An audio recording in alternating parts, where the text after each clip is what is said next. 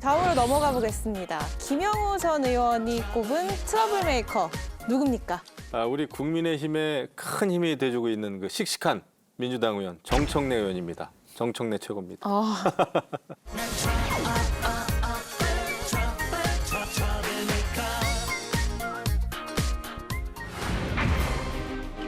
국회 과학기술정보방송통신위원장을 맡았던 정청래 의원이 문제 삼은 건 바로 이 장면입니다. 정청래 사임의권을 의결하고자 하는데 이의 없으십니까?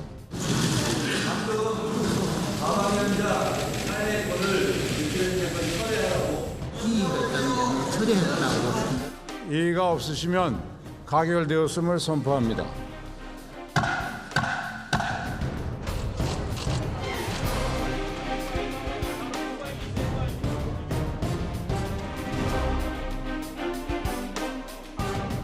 저는 오늘 상임위원장의 유권자인 국회의원들의 선택을 받지 못했습니다.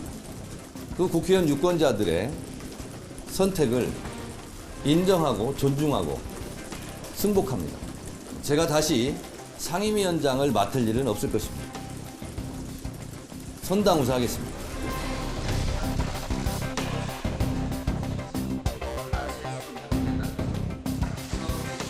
현직인 최고위원을 하고 있으면서도 네. 상임위원장까지 맡겠다라고 하는 거는 관례에도 맞지 않고 그 좀 욕심이죠.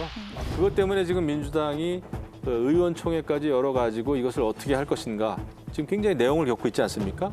여태까지 이제 정청래 의원 그러면 굉장히 거친 입, 거친 그 발언, 막말 이런 걸로 굉장히 이제 유명했는데 지금은 그 자리 싸움 하느라고 굉장히 안 좋은 모습을 보여주는 트러블 메이커가 된 게 아닌가. 원래 정청래 의원이 조금 좌절의 역사가 있었죠. 아, 그동안요? 네. 그래서 기분은 엄청 나쁠 거예요. 저는 그거 이해를 해요. 그러니까 굉장히 언짢는 건 맞는데 그게 너무 깊게 꼽혀 있으니까 논리가 조금 이렇게 너무 자의적인 논리가 돼요. 아마 이렇게 생각해 보면 되죠. 정청래 의원이 최고위원을 안 했으면 나는 당연히 행안위원장 됐다고 보고 의총에서도 아무 문제 제기 안 나왔다고 봐요. 그렇잖아요. 네. 근데 행안위원장하고 가기정통위원장 1년 후에 바꾸기로 했는데 그 중간에 최고위원이 된 거 아니에요. 예. 그래서 최고위원 아니면은 누구도 문제 제기 못 해요. 행안위원장 하는. 그런데 이거를 빼고 나니까 이렇게 물먹인다 이렇게 나오는 거는 내가 보기엔 조금 너무 자의적인 해석이고 이제 한 걸음 더 나가서 내가 여기서 상임위원장, 행안위원장 포기하면 그 다음은 이재명 대표 차례다라는 것은 그 무슨 의미예요? 제가 왼쪽으로 봐도 오른쪽으로 봐도 앞으로 봐도 뒤로 봐도 그 큰 뜻을 뭔지 모르겠어요. 그 다음에 이재명과 당을 지키는 입술이 행안위원장이다. 이것도 너무 심오해. 그냥 물귀신 작전이죠. 뭐. 아니 그래서 저는 결국은 그런 서운한 감정 또 이런 것이 있음에도 불구하고 대승적으로 이건 결정한다고 봐요. 정치인의 언행이 이해가 안 될 때는 조금 다른 각도에서 번역기를 돌려봐야 돼요. 지금 지적하신 대로 개인적으로는 정청래 의원이 당직이나 이런 데서 불이익이 있었기 때문에 굉장히 서운함을 가지고 저렇게 나올 수 있다. 저는 뭐 저런 식의 항의를 할 수 있다고 생각해요. 근데 과거의 관례에 비추어 봤을 때 아니면 대변인 같은 것만 맡아도 국회직이나 이런 거를 잘 안 해요. 그게 관례인데 저는 결국엔 아까 나 다음은 이재명 대표다.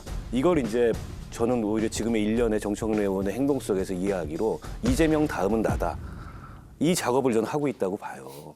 그래서 차기 당권 도전을 위한 개딸 결집용 퍼포먼스를 지금 세게 돌리고 있다. 그리고 또 한 가지 이 사람이 주장하는 게 뭐냐면 대의원제 폐지입니다. 국회의원도 한 표, 당원도 한 표, 뭐 이 대의원도 한 표. 이 두 그림을 교차시켜서 보면 지금 정청래 의원의 이해할 수 없는 저 행동은 차기 당권 준비를 위해서 물밑 작업을 하고 있는 거다. 저는 그렇게 번역을 했어요. 근데 제가 그 상상의 나래를 조금 펴보면 행안위원장은 또 조금 특수한 국면이 있습니다.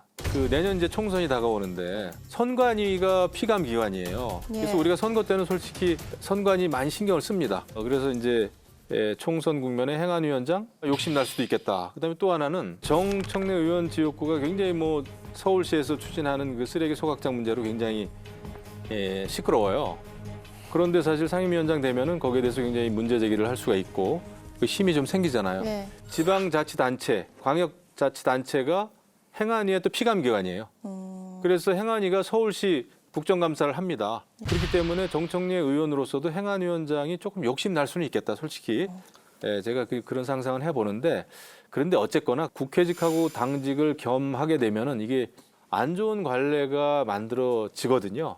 저는 그런 거는 좀 바람직하지 않다 이런 생각이 드는 거죠. 그러니까 정청래 의원이 본인이 행안위원장을 해야 된다고 고집을 했는데 이게 정청래 의원이 안 하면 그 행안위원장 자리를 국민의힘 쪽에 넘겨주는 게 아니잖아요. 어차피 민주당 내에 다른 의원이 하는 거예요. 안민석 의원이 지금 민주당 상황을 가리켜서 심리적 분당 상태다 뭐 이런 표현을 했는데 제가 만약에 민주당 소속이라고 하면 정청래 의원을 보면서 그런 생각이 들 것 같아요. 야, 내 저런 사람하고는 같은 당 못한다. 아니 이게 국민의힘 쪽에 넘겨주는 것도 아니고 어차피 같은 당 소속의 다른 의원이 하게 될 텐데 그걸 저렇게 풍지평파를 일으키면서 본인이 꼭 해야 된다고 고집을 피웠다? 그러면 저는 같은 당에 있기 싫을 것 같아요. 상임위원장이라는 자리가 뭐 국회의원의 꽃이다. 뭐 이런 타이틀이 붙던데 실제로 그렇습니까? 상임위원장 해보신 적도 그렇죠. 있고 하니. 왜냐하면 이제 그 안에서 이제 여야가 할 수 있는 일들을 다 하고 또 상임위원장 관할 하에 이제 피감기관들이 많이 있지 않습니까? 네. 그럼 거기에서 이제 여러 가지 정보도 얻을 수가 있고 그래서 상임위원장을 해본 거하고 안 해본 거하고는 너무나 천지 차이더라고요. 제가 그걸 느끼겠더라고요. 의원 생활하면서요. 그래서 제가 초선 때도 야 상임위원장 특히 국방위원장을 꼭 한번 해봐야 되겠다 했으면 좋겠다라는 생각을 했었어요. 그래서 저는 그 소원을 이제 이뤘는데 그것 때문에 상임위원장은 그 국회의원의 꽃이다 이런 얘기가 있죠. 예를 들면 뭐 군인들 사단장이 군인의 꽃이다 이런 얘기가 있듯이 그래서 그런 그 욕심이 날 수는 있어요. 그런 공식적인 말씀만 하지 마시고 선배님이 상임위원장 하실 때는 상임위원장한테 특활비가 있었죠. 그 활동비가 이제 있었죠. 예. 근데 활동비 지금은 제가 알기로는 그게 기관 카드로 바뀌었어요. 있고, 그 한도가 꽤 많은 거로 꽤 많은 거로 제가 알고 있습니다. 예전에 비해서 상임위원장이 뭐 비공식적인 권한이나 이런 것들이 많이 준 거죠. 특활비를 포함해서. 그럼에도 불구하고 상임위원장이 국회에서 굉장히 중요한 역할을 하는 거고 실질적 권한이 있다고 봐야죠. 그렇기 때문에 더더욱 제도로 정해놓지는 않았지만 각 당이 관례대로 당의 주요한 보직을 맡거나 장관을 지냈거나 이런 분들은 가급적 이런 국회직은 피하는 게 그동안의 관례였는데 지금 민주당에서 그런 관례가 좀 깨진 것 같아요. 그 게시판에 올라와 있는 그 청원이 많이 올라왔더라고요. 행안위원장 그 고수해야 된다, 지켜야 된다 이런 게 많이 올라왔는데 그런 걸 이제 정청래 의원도 이렇게 막 많이 보도록 독려를 하고 있는 것 같아요. 네. 그런 거 봐서는 당내 힘겨루기, 비명 친명계 그리고 이제 친명계의 앞장을 선 정청래 최고 뭐 이렇게 흘러가는 게 아닌가라는 생각이 드는데 아무튼 이것은 국회 또 전반적인 운영과 관련된 것이기 때문에 예.